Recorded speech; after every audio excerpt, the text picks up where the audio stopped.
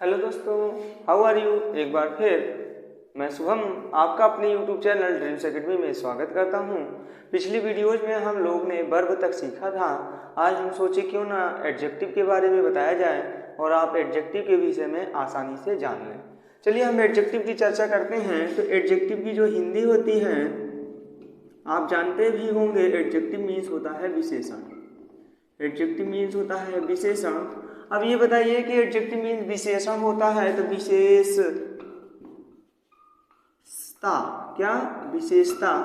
अच्छा ये बताइए विशेषता किसकी बतलाई जा सकती है। तो ब्रह्मांड में जो वस्तुएं होंगी उन्हीं की ही तो विशेषता बतलाई जाएगी। तो जो भी वस्तुएं हैं अगर उनकी विशेषता बतलाई जाती है तो आप समझ जाइए कि वो एडजेक्टिव है। एडजेक्टिव कैसे पहचानोगे। आप अपने नाम के आगे कुछ लगाइए, ऐसा शब्द लगाइए जिससे कुछ विशेषता का भाव प्रकट हो। जैसे आप अपने नाम के आगे लगाइए कि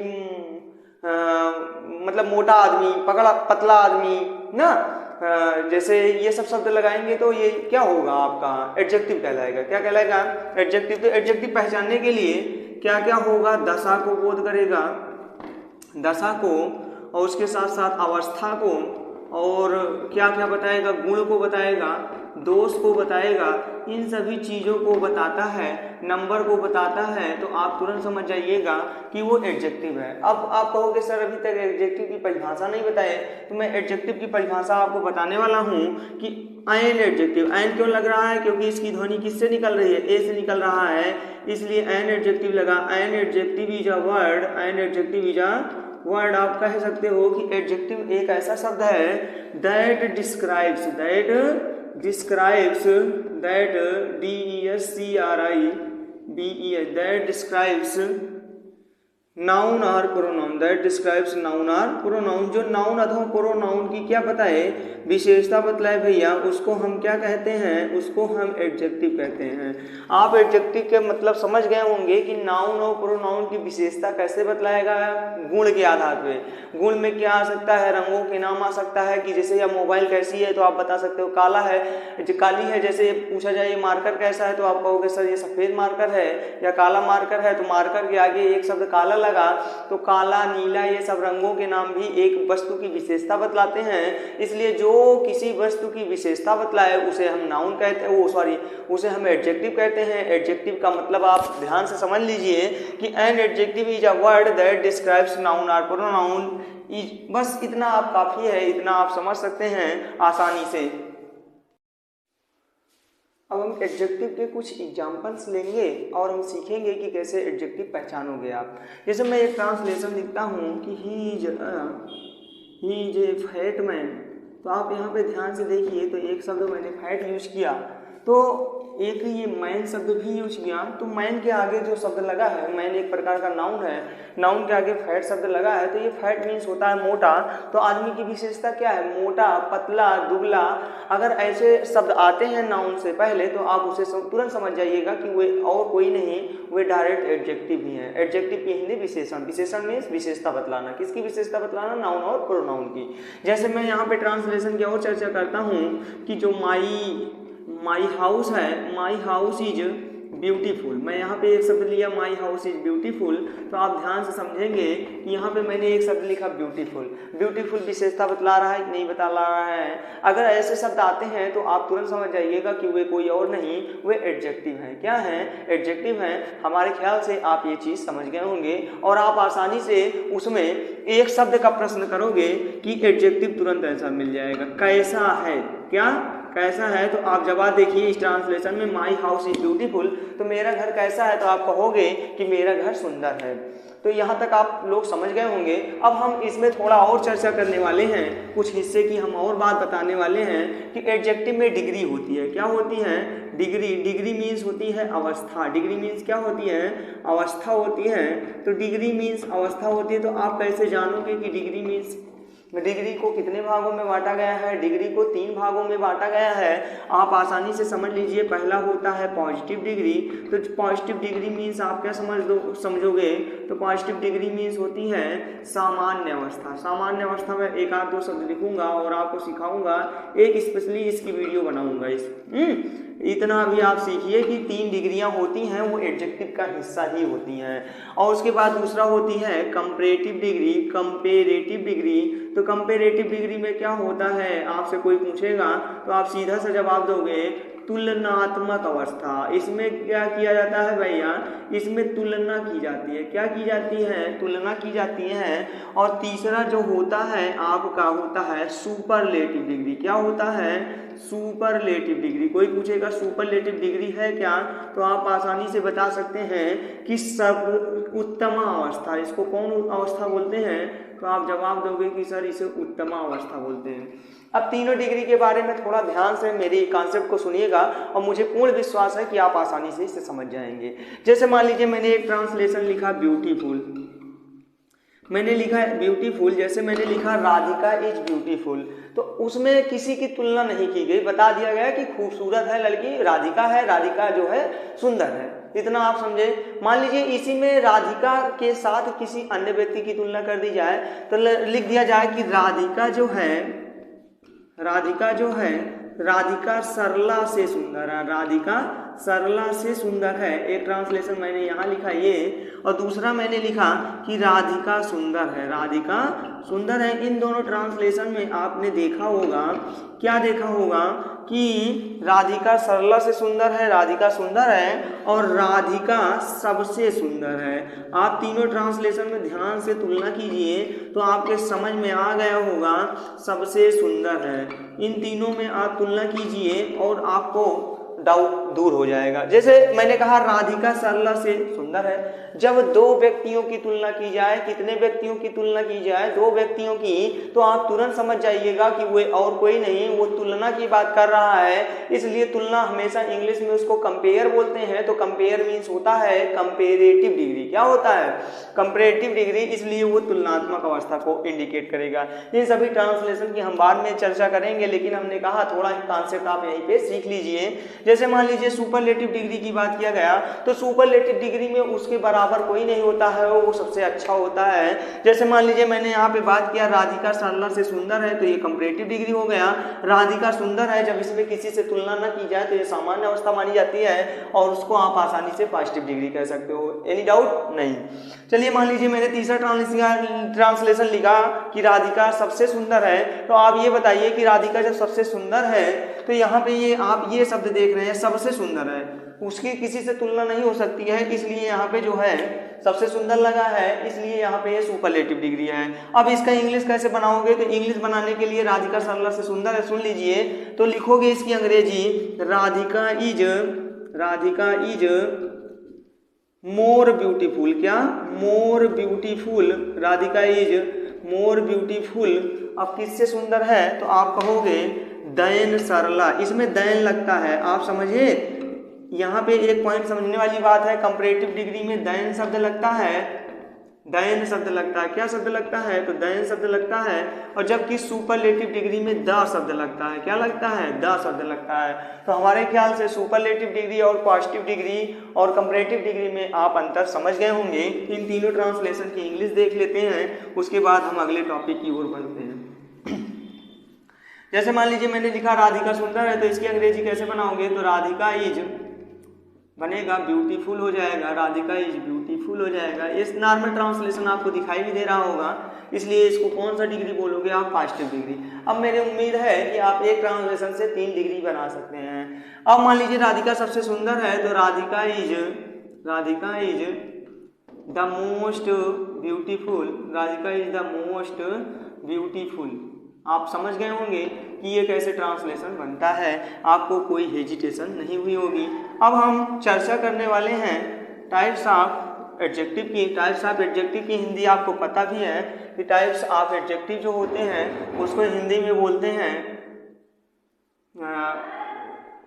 एडजेक्टिव की हिंदी होती है विशेषण। विशेषण के प्रकार होते हैं, आपको कोई डाउट नहीं हुआ होगा। विशेषण के प्रकार, तो विशेषण जो होते हैं वो आपके कितने होते हैं, आपको मैंने 6 विशेषण के बारे में बताया है, 6 की चर्चा कर लेते हैं। Adjective of quality, adjective of quality, quality की हिंदी क्या होती है? तो आप कहोगे सर गुण होती है, तो इसकी हिंदी आप बना सकते हैं गुणवाचक विशेषण। क्या बना सकते हैं? गुणवाचक विशेषण। यहाँ तक आपको कोई डाउट है? हमारे ख्याल से तो नहीं होगा। अब मान लीजिए कोई पूछे गुणवाचक विशेषण की परिभाषा, कोई आपसे पूछे तो आप सिंपल सा बता सकते हैं कि ऐसा विशेषण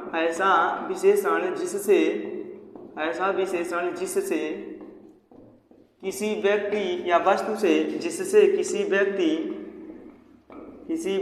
या वस्तु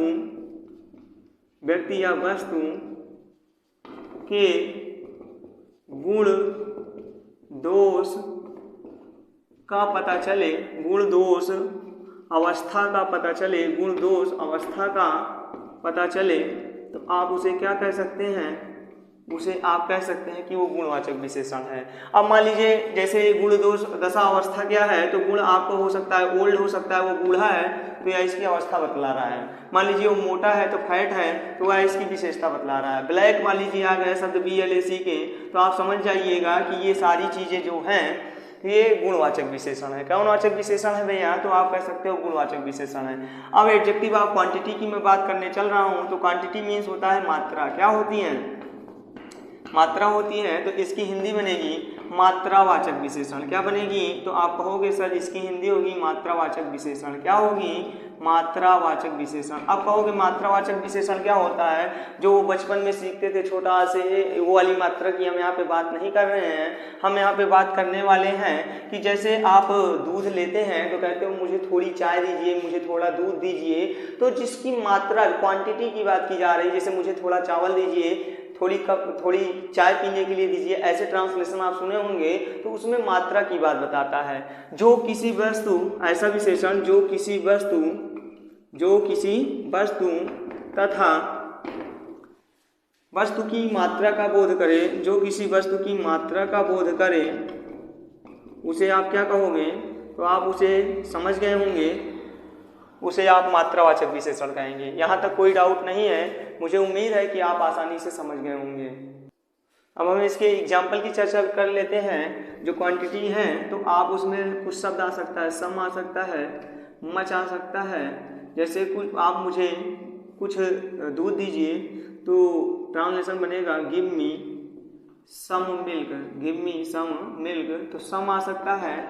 तो ऐसे ट्रांसलेशन अगर आते हैं तो आप तुरंत समझ जाइएगा कि उसमें मात्रा की बोध किया गया है। अगर मात्रा के बारे में बताता है तो आप तुरंत जान जाएंगे कि वो क्या है, तो आप बताओगे कि वो मात्रावाचक विशेषण है। अब हम तीसरा की चर्चा करने वाले हैं, नंबर की। तो नंबर की हिंदी होती है संख्या, तो इससे बनेगा संख्यावाचक विशेषण। क्या बनेगा? संख्यावाचक विशेषण।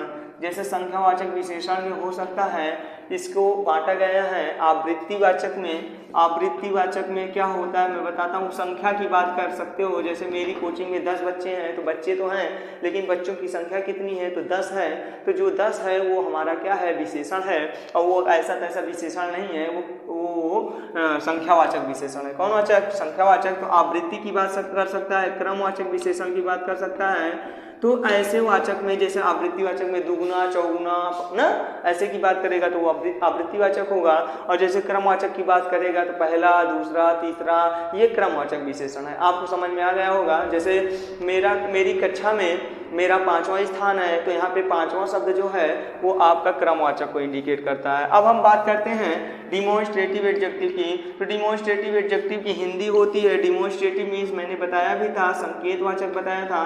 तो संकेतवाचक इसको बोलते हैं विशेषण। क्या बोलते हैं? संकेतवाचक विशेषण। अब बताइए संकेतवाचक विशेषण से आप क्या समझते हैं? तो सीधा सा इतना जान लीजिए कि संकेतवाचक विशेषण जो होता है ये संकेत करता है। संकेत करने के लिए मैं उसमें भी बताया था दिस, दैट और दीज, दोज, इन 4 शब्द का प्रयोग करना चाहिए। दीज, दोज और एक शब्द और आ जाता है, सच आ जाता है।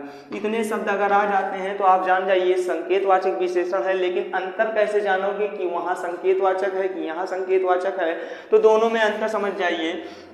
जैसे वहाँ यूज करते थे यह मेरा घर है, यह मेरा घर है, तो ये प्रोनाउन को इंडिकेट करता है। This is my house, this is my house, जो ये ट्रांसलेशन बनाते थे ये आप इंडिकेट करते थे, तो ये हमें बताता था कि जो दिस शब्द है वो प्रोनाउन है। लेकिन इसी में यह के साथ कोई क्या जुड़ जाए, नाउन जुड़ जाए, तो आप तुरंत समझ जाइएगा जो यह शब्द है वो आपको विशेषता बतलाएगा। जैसे यह घर मेरा है, तो यहाँ पे यह के साथ क्या जुड़ गया, घर, तो यहाँ पे यह आपका किसका काम करेगा, ये विशेषण का काम करेगा। किसका काम करेगा, विशेषण का। जैसे यह घर मेरा है तो आप इसकी अंग्रेजी बनाओगे दिस हाउस इज, अब उसके बाद लगाओगे माइन, क्या लगाओगे, माइन लगाओगे। यहाँ तक हमारे ख्याल से समझ में आ गया होगा। अब दूसरा एग्जाम्पल ले लेते हैं और दूसरे एग्जाम्पल की सहायता से हम समझते हैं। जैसे वे लड़कियां हैं, तो इसमें ये ट्रांसलेशन आप देखे होंगे कि यहाँ पे दोज शब्द का यूज करोगे तो दोज के साथ आर लगाए, दोज आर गर्ल्स ये यूज करे, तो ये यहाँ पे जो दोज शब्द है वो प्रोनाउन को इंडिकेट करेगा। किसको इंडिकेट करेगा, प्रोनाउन को। लेकिन इसी में वे लड़कियां हैं, वे लड़कियां मेरी कक्षा की हैं, तो यहाँ पे जो इंडिकेट कर रहा है आप समझ गए होंगे कि जो यहाँ पे वे के साथ लड़कियां जुड़ गया है ये इंडिकेट करता है डिमॉन्स्ट्रेटिव एडजेक्टिव को। किसको इंडिकेट करता है, डिमॉन्स्ट्रेटिव एडजेक्टिव को। तो दोज गर्ल्स, यहाँ पे क्या बनेगा, दोज गर्ल्स आर मेरी कक्षा की हैं, तो my class room, those girls are my class room classmates, those girls are my classmates. तो आपको यहाँ तक समझ में आ गया होगा कि यहाँ पे जो दोज शब्द के साथ गर्ल जुड़ गया, इसलिए यहाँ पे दोज क्या होगा, डिमॉन्स्ट्रेटिव एडजेक्टिव होगा। अब मैं बात करने वाला हूँ अगले टॉपिक की, जिसको आप बोलते हो प्रॉपर एडजेक्टिव। कौन सा एडजेक्टिव बात करते हो, तो प्रॉपर एडजेक्टिव। प्रॉपर एडजेक्टिव बताते हैं कैसे बनता है। आप पहले ये बताइए प्रॉपर नाउन क्या होता है। तो आप कहोगे सर किसी का नाम प्रॉपर नाउन कहलाता है। जैसे आप इंडिया शब्द देखे हैं ना, तो इंडिया शब्द से आप कोई ऐसा शब्द बनाइए जिससे प्रॉपर एडजेक्टिव की बात की जाए। तो इंडिया शब्द से आप ध्यान से सोचेंगे तो बनेगा इंडियन। तो जो इंडियन शब्द है वो प्रॉपर एडजेक्टिव है। कैसा एडजेक्टिव है, तो प्रॉपर एडजेक्टिव है। जैसे ऑस्ट्रेलिया होता है, तो ऑस्ट्रेलिया से क्या होता है, तो आप कहोगे सर ऑस्ट्रेलिया एक देश है, तो ऑस्ट्रेलिया से कोई एक शब्द बनाइए तो ऑस्ट्रेलियन बन जाएगा। क्या बन जाएगा, ऑस्ट्रेलियन बन जाएगा। मतलब देश में क्या जोड़ दिया जाए, आप समझ गए होंगे कि इसमें अगर किसी देश के में किसी नागरिक की बात कर दिया जाए तो वहाँ पे तुरंत प्रॉपर एडजेक्टिव हो जाएगा। Have you any doubt, proper adjective समझ में आ गया ना, तो यहाँ पे कोई डाउट नहीं होगा। अब हम बात करने वाले हैं प्रॉपर एडजेक्टिव का, यही एग्जांपल है। आई एम इंडियन बोल सकते हो तो प्रॉपर एडजेक्टिव हो जाएगा वहाँ पे। अब हम तीसरा बात करने वाले हैं, अगले टॉपिक की बात करने वाले हैं। तो इंट्रोगेटिव एडजेक्टिव किसे कहते हो आप, तो इंट्रोगेटिव एडजेक्टिव में आप ये समझ जाइए कि मैंने इंट्रोगेटिव वर्ड्स के बारे में बताया था। तो इसमें कुछ ऐसा शब्द, इंट्रोगेटिव शब्द जो भी हों उनके साथ कुछ नाउन जुड़ जाए तो आप तुरंत समझ जाइएगा कि इंट्रोगेटिव एडजेक्टिव होता है। जैसे इंट्रोगेटिव वर्ड में ले लेता हूँ, इंट्रोगेटिव वर्ड के साथ कोई भी नाउन जुड़ जाए तो वहाँ पे क्या होगा, इंट्रोगेटिव एडजेक्टिव होगा। जैसे पूछा जाए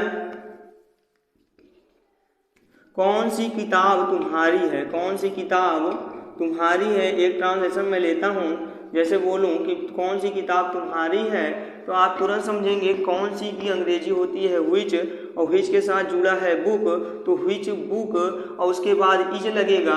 अब यहाँ पे योर नहीं लगेगा, योर्स लगेगा, विच बुक इज योर्स। तो यहाँ पे विच के साथ जो बुक जुड़ा है, तो यहाँ पे जो विच शब्द है आप समझ गए होंगे कि जो विच है वो हमारा किसको इंडिकेट कर रहा है, तो इंट्रोगेटिव प्रोनाउन, इंट्रोगेटिव एडजेक्टिव को इंडिकेट कर रहा है। अब एक और एग्जांपल ले लेते हैं। जैसे किसका लड़का, किसका लड़का, यह किसका लड़का है, तो इसकी भी अंग्रेजी बनाएंगे तो हुज सन इज दिस। यहाँ पे मैंने बनाया इस ट्रांसलेशन को, और यहाँ पे हुज के साथ सन जुड़ा है, नाउन जुड़ा है, तो आप तुरंत समझ जाएंगे कि ये क्या है, ये आपका एडजेक्टिव है। और कौन सा एडजेक्टिव है, इंट्रोगेटिव एडजेक्टिव है। हमारे ख्याल से आपको जो मैंने कॉन्सेप्ट बताए वो समझ में आ गए होंगे। और जो भी डाउट्स हो आप प्लीज़ कमेंट के माध्यम से बताइए ताकि मैं इस पर और बेहतरीन तरीके से काम कर सकूं। आज सिर्फ इतना ही हम लोगों ने सीखा, एडजेक्टिव के बारे में सीखा, एडजेक्टिव के पार्ट्स के बारे में सीखा, और आज के लिए सिर्फ इतना ही। धन्यवाद।